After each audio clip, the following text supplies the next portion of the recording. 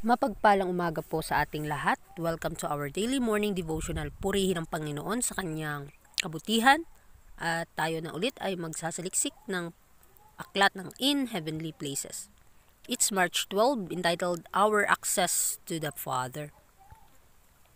So John 16:23, Verily, verily, I say unto you, whatsoever you shall ask the Father in my name, He will give it to you.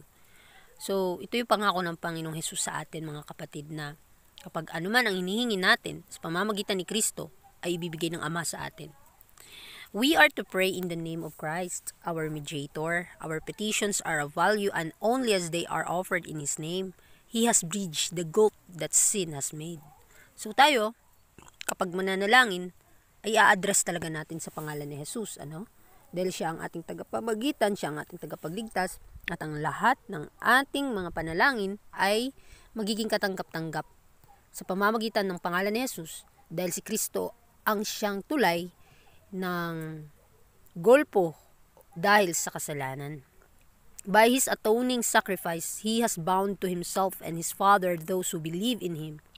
His is only name under heaven whereby we may be saved. So wala na pong ibang pangalan na binigay sa atin dito sa lupa, kundi ang pangalan lamang ni Jesus. At siya ang nagsakripisyo para sa atin. Ibinigay ang kanyang buhay para meron tayong tagapagligtas. At kapag nanampalataya tayo at tinanggap siya bilang ating tagapagligtas, bibigyan niya tayo ng katatagan, pananampalataya, at kasiguraduhan sa ating kaligtasan. We are not to be so overwhelmed with the thought of our sins and errors that we shall cease to pray. Some realize their great weakness and sin and become discouraged. So ngayon, maraming na-overwhelm, maraming nagtataka, natatakot na dahil sa kanilang mga kasalanan ay nahihiya na silang manalangin. Ito yung laging nangyayari sa ating buhay bilang Kristiyano, na kapag may ginagawa tayong mali, pagkakasala, mga kasalanan, ay nahihiya na tayong lumapit sa ating Panginoon at humingi ng gabay. Kaya ito yung na-realize natin na napakalaki ang ating mga kahinaan at kasalanan. At hindi po tayo dapat ma-discourage doon. Kinakailangan kung gaano man nakikita natin ang ating sariling napakahina, doon po natin kakapitin ang ating Panginoong Hesus, dahil siya lamang ating lakas. Siya lamang tagapagligtas at siya lamang ang magpapagaling sa ating mga karamdaman. Satan casts his dark shadow between them and the Lord Jesus, their atoning sacrifice. They say, it is useless for me to pray. My prayers are so mingled with evil thoughts that the Lord will not hear them. Ito yung nakakatakot. Kapag manalangin tayo sa ating Panginoong Hesus at may mga masasamang pag-iisip tayo patungkol sa ating panalangin, nagdadalawang isip pa tayo patungkol dun, magiging hindi katanggap-tanggap ang ating mga daing dahil wala tayong sapat na pananampalataya doon. Kaya panghawakan po natin mga pangako ng Panginoon, dahil wala pong magagawa ang kaaway kapag pinili natin na maglingkod sa ating Panginoong Hesus at piliin nating manampalataya at sumunod sa Kanya. These suggestions are from Satan. In His humanity, Christ met and resisted this temptation, and He knows how to succor those who are thus tempted. In our behalf, He offered up prayers and supplications with strong crying and tears. So ito yung suggestion ng kaaway, na magdalawang isip tayo, na hindi manampalataya sa Kanya, sa Panginoon, at sa pamamagitan nga ng sakripisyo ni Kristo ay Kanyang napanagumpayan ang mga temptation.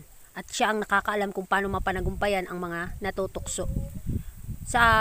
In our behalf, si Kristo ay nag-offer ng panalangin upang na may mapagpakumbaba at malakas na pag-iyak at mga luha. Nanalangin si Kristo para sa atin. At hanggang ngayon, siya ay namamagitan, nagkikipaglaban sa atin.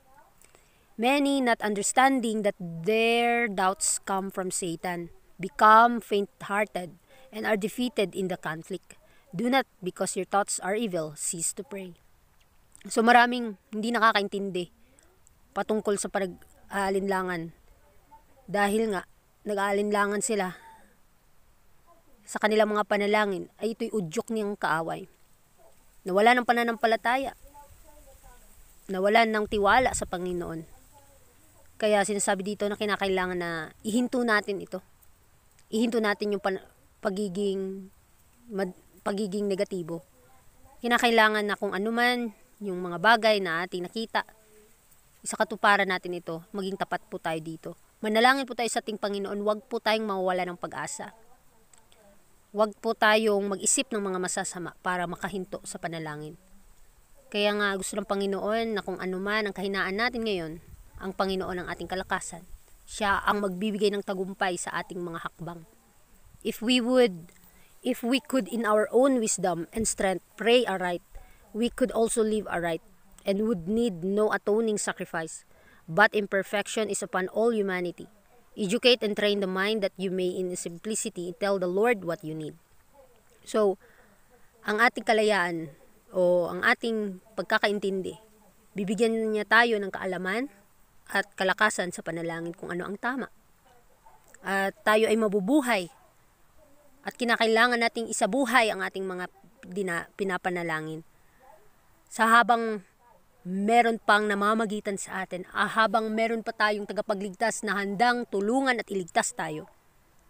Kahit na tayo ay hindi perpekto, ngunit si Kristo ay nanagumpay na sa lahat. Tumingin lamang tayo sa Kanya. Ating i-educate, ating sanayin ang ating mga pag-iisip na sabihin sa ating buhay, isabuhay natin ang katotohanan at sabihin si Kristo nga talaga ang ating kinakailangan. As you offer your petitions to God, seeking for forgiveness for sin, a purer and holier atmosphere will surround your soul. So kapag tayo ay nanalangin sa Diyos, naghahanap na mapatawad ang ating mga kasalanan at mapabanal ng banal na biyaya ng ating Panginoon, ito yung magsusurround sa atin. Ito yung magpapalibot sa atin yung Kanyang pagpapala. Yung kabanalan na nanggagaling sa langit, ito yung magpapaligid sa kaluluwa. The Lord desires us to improve in prayer and to offer our spiritual sacrifices with increased faith and power. He has given His own Son for your redemption. So ang Panginoon, gusto siya na lumago po tayo sa panalangin. At i-offer natin yung ating spiritual na sakripisyo at upang lumago tayo sa pananampalataya at kapangyarihan. Dahil binigay ng Diyos ang Kanyang kaisa-isang anak para sa ating kaligtasan. If by living faith we accept Him as our Savior, we are placed on vantage ground with God. For Christ stands before His Father saying, "Lay their sins on me, I will bear their guilt." Napakaganda po itong pangako ng Panginoong Hesus sa atin. Kapag tayo ay nabuhay sa ating pananampalataya at tanggapin siya na ating siyang tagapagligtas, siya ang lulugar sa ating mga puso, siya ang kikilos sa atin. At si Kristo ang tatayo sa harap ng Ama na magsasabi na sa akin na ang kanyang mga kasalanan. Akin ang pinasan ang kanyang mga pagkukulang. Napakaganda po mga kapatid. Tingnan natin ang ating mga sarili. Hindi po tayo karapat-dapat. Hindi tayo perpekto sa harap ng Panginoon, ngunit sa pamamagitan ni Kristo, siya ang binigay ng Ama para tayo ay maligtas. They are my property. I have graven them upon the palms of my hands. In our behalf, He presents before His Father the marks of the crucifixion which He will bear throughout eternity. So, tayo ay inaangkin ng Diyos na Kanyang pag-aari. Dahil si Kristo ay iginuhit niya tayo sa Kanyang mga kamay. At sa pamamagitan in our behalf, si Kristo ang namamagitan sa atin sa Ama upang mamarkahan ang Kanyang sakripisyo at makita natin sa ating buhay, maisabuhay natin ang katotohanan sa buong mundo. Maipakita natin yung katotohanan sa buhay natin sa buong mundo. Kaya pansinin nating mabuti ang ating pamumuhay kung ito ba'y nagbibigay kaluwalhatian sa Kanyang pangalan.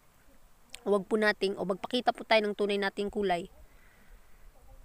Minsan, may mga bagay tayong nagagawa noon na nagbibigay kaluwalhatian sa ating Panginoon, ngunit nasa gawain na tayo ng Panginoon. Nawawala na yung kasigasigan natin na gumawa. Kaya mas i-revive natin, mas ihingi natin sa Panginoon yung pananampalataya nga hawak sa Kanyang pangako, na mas maging banal tayo ngayon kaysa noon. Na mas maging tapat po tayo ngayon kaysa noon.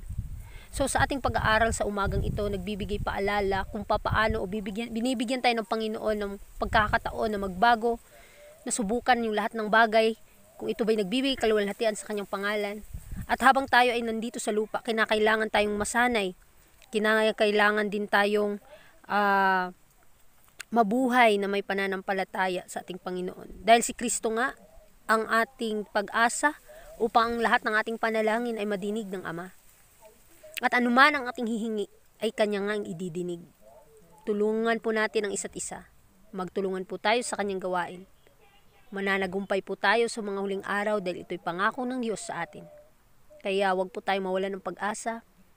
Kung anuman ang kamalian, kasiraan na ating nahigagawa, ihingi po natin kapatawaran sa Panginoon at magbago na po tayo. Sa araw-araw, magtulungan po tayo. Kinakailangan tayong mamatay araw-araw. Patawad. Manghingi tayo ng tawad sa ating Panginoon. Kinakailangan din tayong mapabanal ng kanyang mga salita. Muli, maraming salamat sa inyong pakikinig and God bless po sa ating lahat.